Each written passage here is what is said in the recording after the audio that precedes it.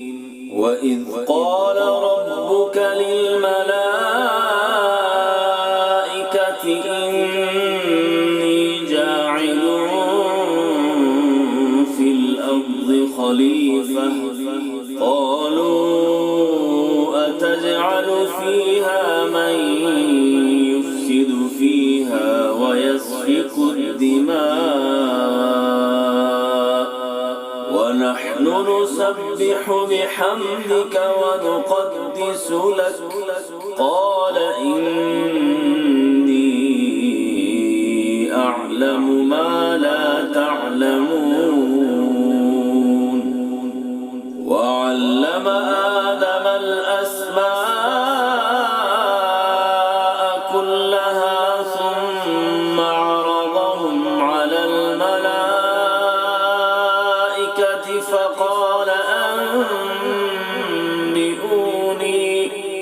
فقال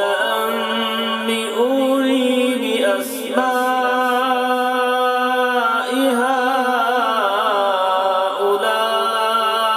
هؤلاء إن كنتم صادقين قالوا سبحانك لا علم لنا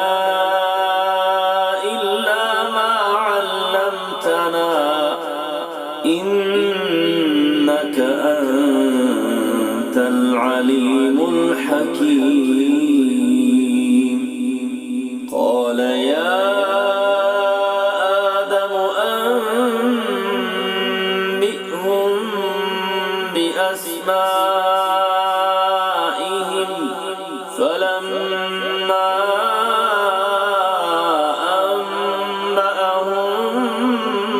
بأسمائهم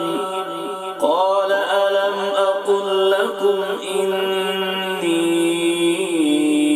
أعلم غيب السماوات والأرض وأعلم ما تبدون وما كنتم تكتمون وإذ قلنا للملائكة اسجدوا لآدم فسجدوا إلا إبليس أبى واستكبر وكان من الكافرين وقلنا يا آدم اسكن أنت وزوجك الجنة وكلا منها رغدا حيث شئتما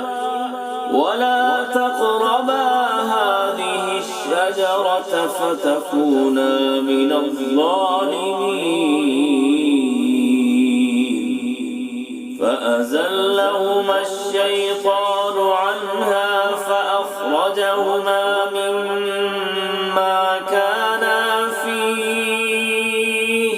وقلنا اهبطوا بعضكم لبعض عدو ولكم في الأرض مستقر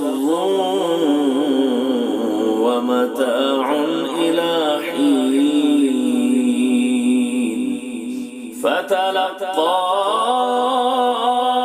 آدم من ربه كلمات فتاب عليه إنه هو التواب الرحيم قلنا اهبطوا منها جميعا فإما يأتينكم مني هدى فمن تبع هداي فلا خوف عليهم ولا هم يحزنون والذين كفروا وكذبوا بآياتنا